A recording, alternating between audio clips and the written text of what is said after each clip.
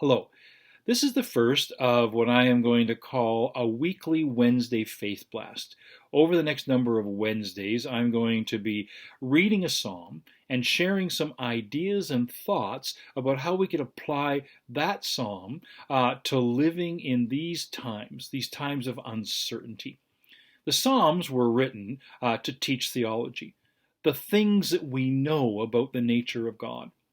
But most of the Psalms were actually written to express something about the life of an individual or the collective life of the nation, the people of God, the people of faith.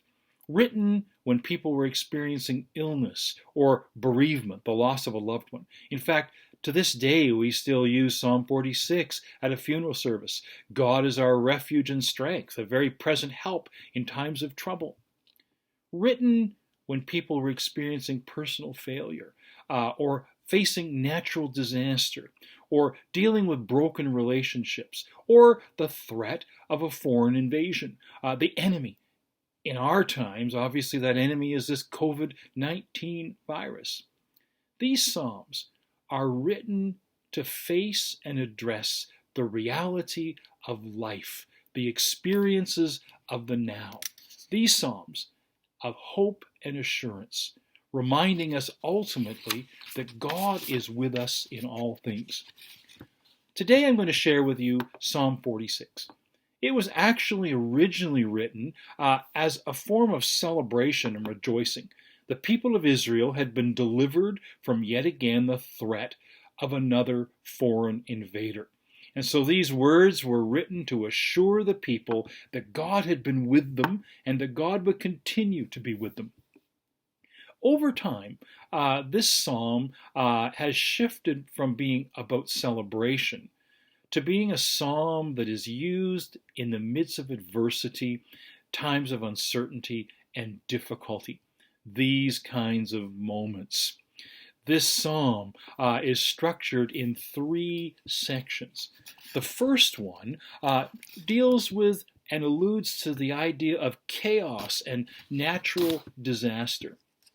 The second verses, the middle section, deal with the threat of enemy. And again, I suggest the allusion to this COVID-19 in our lives.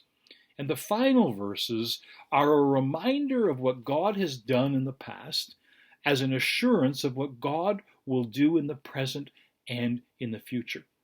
As I read this psalm for you, I want you to listen to three phrases for three ideas. Obviously, that great refrain, God is our refuge and strength, a very present help in times of trouble. But in the middle, there's a wonderful phrase about how God is in the midst of the city. And finally, that familiar phrase, be still and know that I am God. Listen then to Psalm 46. God is our refuge and strength, a very present help in times of trouble. Therefore we will not fear, though the earth should change, though the mountains shake in the heart of the sea, though its waters roar and foam, though the mountains tremble with its tumult. There is a river whose streams make glad the city of God, the holy habitation of the Most High. God is in the midst of the city. It shall not be moved. God will help it when the morning dawns. The nations are in uproar, the kingdoms totter. God utters his voice, the earth melts. The Lord of hosts is with us, the God of Jacob is our refuge. Come, behold the works of the Lord. See what desolations he has brought on the earth. He makes wars cease to the end of the earth.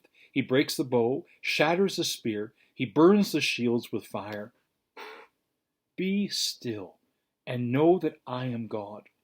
I am exalted among the nations. I am exalted in the earth. The Lord of hosts is with us. The God of Jacob is our refuge.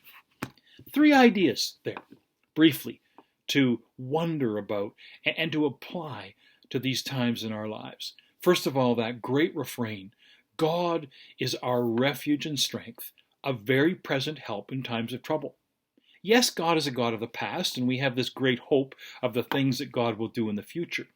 But note that that refrain is in the present, a very present help in times of trouble. No matter what life brings our way, no matter what happens around us, no matter how much unfolds that creates great uncertainty and anxiety in our lives in these troubling times, this refrain is a reminder that God is with us in this very moment. And then there's that phrase in the middle about God being in the midst of the city. Again, in the present tense, God in our midst. And because God is with us, it says the city, or we who are a part of the community, will not be moved. No matter what comes our way in these times, God's presence is there. God is with us. We will not ultimately be shattered. We will not ultimately be shaken. We shall not be moved because God is with us. And then there's that wonderful, beautiful phrase about being still and knowing God. Now, that may sound a little bit peculiar in these moments because we are living in a time of enforced stillness. We are living with a whole lot more stillness in our lives than we probably a few weeks ago could ever have imagined. We're using this stillness to walk more, to connect with people more, to read more, to watch some old movies on television. But this psalm's a reminder that in this time of stillness, we also need to take a little bit of time to be still in other ways, to be still and seek out the presence of God, to be still and to know through our connection with God's living Spirit that we are not alone, that God is with us. This time of stillness is actually providing us with some wonderful opportunities to connect with others, to do so many other things that we often don't have the time for in our busy lives.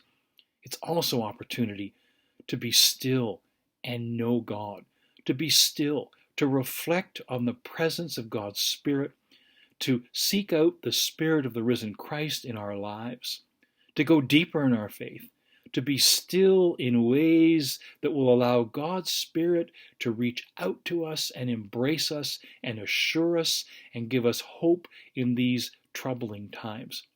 So, God is our refuge and strength in this moment. We will not be moved because God is in our midst. And be still. Take time. Take time to go deeper in faith. Take time to wonder about the presence of God.